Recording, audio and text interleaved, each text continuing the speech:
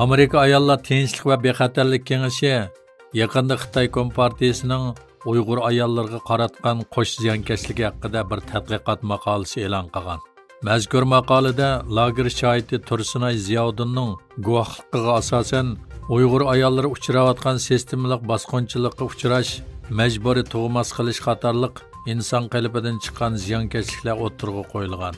Xitoy Kompartiyasining Uyg'ur ayollarini Uyg'urlarga yurgizayotgan irqiy qirg'inchilikning jang maydoniga aylantirganligi ta'kidlangan. Amerika Ayollar Tinch va Bexatarlik Kengashining qurg'uvchisi va raisi Dr. Susan Boshqara va mazkur kengashning tadqiqotchisi Peter Tuzzi yozgan bu tadqiqot maqolasida Uyg'ur ayollarining jinsiy va e'tiqodi sababidan Xitoy Kompartiyasi tarafidan qo'sh ziyonkashlikka uchrayotganligiga dunyodagi xalqaro qonun organlarining yetarli diqqat qilmayotganligi eskartilgan. Kanada hukumati 2024-yildan 2026-yilgacha bo'lgan ko'chman qabul qilish planini e'lon qilgan bo'lib, plan bo'yicha buning ichida Uyg'urlarning borligi muhojiratga Uyg'urlarni so'yindirdi. Kanada hukumatining planida 2024-yili 485 ming, 2025-yili 500 ming, 2026-yili 500 ming yangi ko'chman qabul qilishni planlagan bo'lib, mazkur planning izohatida Uyg'urlar Kanadaga yangidan qabul qilinadigan ko'chmanlar qatoridan o'rin olgan. Bu yil 1 fevral Kanada parlamentida Xitoyning irqiy qirg'inchilikdan qochib, boshqa davlatlarda yashayotgan xatar ostidagi 10 ming Uyg'ur musofirni Kanadaga o'rinlashtirish qaror loyihasi ovozga qo'yib ma'qullangan edi. Amerika hukumati Rossiyaga qartilgan embargo doirasida Rossiya, Xitoy, O'zbekiston va Arab Birlashma Xalifaligini asos qilgan 130 shirkatga jazo yurgizdi.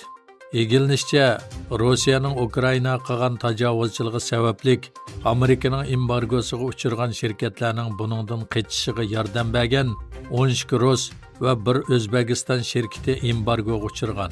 Amerika Savdo ministrligining bildirishicha, jazo tizimlikida Rossiya va O'zbekiston shirkatlaridan boshqa yana Xitoy va Arab Birlashma Xalifaligi qatorliq davlatlardan kelgan 130 shirkat va savdogarlar bor ekan.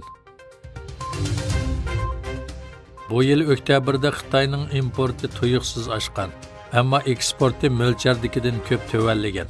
Xitoy Tamojna bosh mahkamasi oktyabrda Amerika dollari bo'yicha hisoblaganda eksport miqdorining bu yil ilgirkidan 6,4% tuvanlaganligini e'lon qildi. Iqtisodshunoslar bo'lsa, oktyabrda eksportning 3,3% tuvanlaydiganligini mo'ljallagan. Oktyabrda Amerika dollari bo'yicha importi 1 yil ilgirkiga selishtirganda 3% oshgan. Osiyo bosh ministri Antoni Albanese yaqinqi yillardan buyon siyosiy ixtilof, import to'siqlari va rayon mudofaa ittifoqi sababli jiddiylashib ketgan munosabatlarda yangi yo'llanishga erishish uchun Xitoyda rasmiy ziyoratda bo'ldi. Tunugun Bejinda Xi Jinping bilan ko'rishgan Albanese 7 yildan buyon tunji qitim Xitoyni ziyorat qilgan Avstraliya rahbari bo'lib qoldi. Avstraliya bilan Hamas orasida 7-oktyabr urush portlagandan buyon 6-qitim ko'rishgan Birlashgan Davlatlar Tashkiloti Bexatarlik Kengashi yana kelishim hosil qilinmadi.